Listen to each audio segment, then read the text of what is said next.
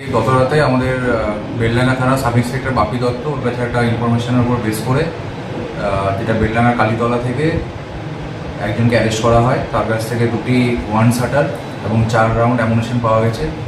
ওর নাম হচ্ছে মুসারিন শেখ, মোবারক শেখ এলাইস হোসেন। ওর বাড়ি হচ্ছে কালীতলা। আগে বেসিক্যালি রেজিনগর থানাতে কাশীপুর অঞ্চলে থাকতো, কিন্তু কিছু বছর ধরে এখানে উঠে এসে এখানে বাস করছে এবং আমাদের কাছে আরও যে খবর আছে ওর কাছে আরও কিছু আর্মস থাকতে পারে। তাই আজকে আমরা অস্ত্র আইনে মামলা রিজু করা হয়েছে এবং ওকে রিমান্ডে নিয়ে আসা হবে। কতদিনের 10 দিনের পিসি প্লেয়ার দেওয়া হবে, এবার লার্নেড কোর্ট যেটা অ্যালাউ করবে। এই যে একের পর এক অস্ত্র উদ্ধার করছেন, এটা কি বলবেন? বিগত দিনেও আপনাদের চ্যানেলের মাধ্যমে আমি বলেছিলাম যে আপনারা দেখেছেন রিসেন্ট লাস্ট 2-3 মাসে আমাদের এখানে অনেক আর্মস, অ্যামুনিশন, এছাড়া এক্সপ্লোসিভ যেটা বেসিক্যালি সকেট বোম আমরা অনেকগুলো রিকভার করেছি। আগেও আমি বলেছি যে যাদের কাছে আর্মস আছে তাদেরকে আমরা অ্যারেস্ট করবোই, যেখান থেকেও আমরা খুঁজে বার করবো।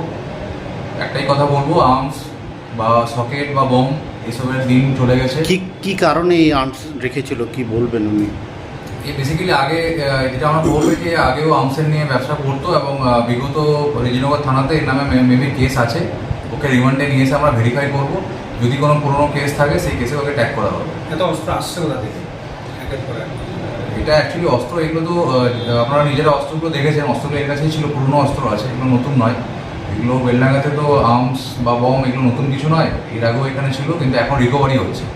এটাই হচ্ছে পুলিশিং, প্রপার পুলিশিং হচ্ছে। পুলিশিংয়ের মাধ্যমে যাদের কাছে আর্মস আছে তাদেরকে অ্যারেস্ট করা হচ্ছে এবং আর্মসগুলো রিকভারি করা হচ্ছে। এর আগে যাদের সাথে উদ্ধার হয়েছিল তার সাথে কোনো লিঙ্ক আছে?